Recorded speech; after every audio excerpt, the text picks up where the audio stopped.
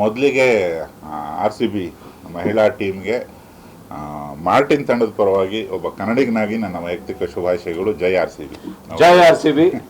ಜೈ WPL. Congratulations. ಅವ್ರು ಗೆದ್ದಿದ್ದು ಅದಕ್ಕೆ ಮುಂಚೆನೇ ಮಾಡಿಟ್ಟಿದ್ದು ಹಾಡಿದು. ನಾನು ಅವರು ಗೆದ್ದ ಜೋಶಲ್ಲಿ ಧ್ರುವ ಸರ್ಜಾಗೆ ಫೋನ್ ಮಾಡಿದೆ. ಒಂದು ಹಾಡು ಕಳಿಸ್ತೀನಿ, ಅದರಲ್ಲಿ ಯಾವ ಪೋರ್ಷನ್ ನಿಮ್ಗೆ ಇಷ್ಟ ಆಗುತ್ತೆ ನೋಡ್ಬಿಟ್ಟು ಹಾಡು ಹೇಳ್ತೀಯ, ಕಳಿಸಿ ನೋಡೋಣ ಅಂದ. ಅವನದು ನಂದು ಒಂದು ಸ್ಟೈಲ್ ಇದು, ಸಿಕ್ಕಿದಾಗೆಲ್ಲ ಚೆಸ್ ಆಡ್ತೀವಿ, ಸ್ಪೋರ್ಟ್ಸ್ ಪ್ರಿಯ, ಜಿಮ್ ಪ್ರಿಯ.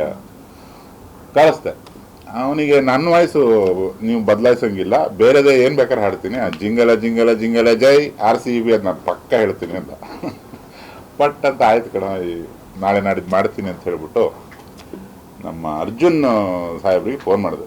ಈತನು ಫೋನ್ ತೆಗೆದು ಸಖತ್ತಾಗಿದೆ ಸರ್, ಅದು ಕ್ರಿಕೆಟಿಗೆ ನನಗೆ ಈತ ಒಂದು ಭಯಂಕರ ಒಳ್ಳೆ ಐಕಾನ್ ಅಂತ ನನಗನ್ಸೋದು. ಅದು ನಿಮಗೂ ಅನಿಸ್ತಲ್ಲಿ ನಮ್ಮೆಲ್ಲರ ಶ್ರಮ ಪ್ರಮಾಣ ತುಂಬ ಚೆನ್ನಾಗಿ ಹಾಡಿದ್ದಾನೆ.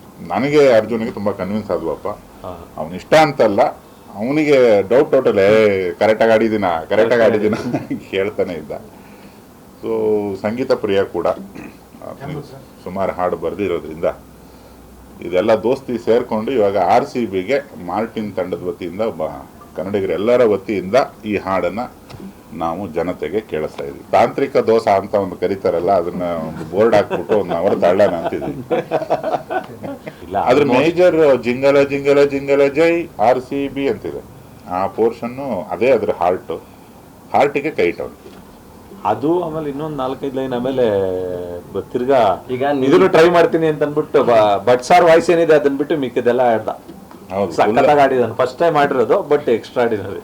ಹಂಗ ಅನ್ಸಲ್ಲ, ಅವನು ಥಿಯೇಟರ್ ಹಿನ್ನೆಲೆನಾದ್ರಿಂದ ಸಖತ್ ತಾಳ ಪ್ರಜ್ಞೆ ಇಟ್ಕೊಂಡು ಏನೋ ಬಿಟ್ಟ. ಈ ಒಂದು ತಂಡದಲ್ಲಿ ಉತ್ತರದವರೆಲ್ಲ ಜಾಸ್ತಿ ಇರ್ತಾರೆ, ಎಲ್ರಿಗೂ ಅರ್ಥ ಆಗಲಿ ಅಂತ ಏನೋ ಮಾಡಿದೀವಿ. ನೀವು ಜಾಸ್ತಿ ಅದನ್ನ ಇಲ್ಲಿ ಎಕ್ಸ್ಪ್ಲೇನ್ ಮಾಡ್ಬಿಟ್ರೆ ಮತ್ತೆ ಹಾಡು ರಿಲೀಸ್ ಮಾಡಿದಾಗ ಏನು ಕೇಳಕ್ಕೆ ಇರಲ್ಲ, ಅಲ್ಲೇ ಕೇಳಿ, ಅರ್ಥ ಆಗುತ್ತೆ ಚೆನ್ನಾಗಿ.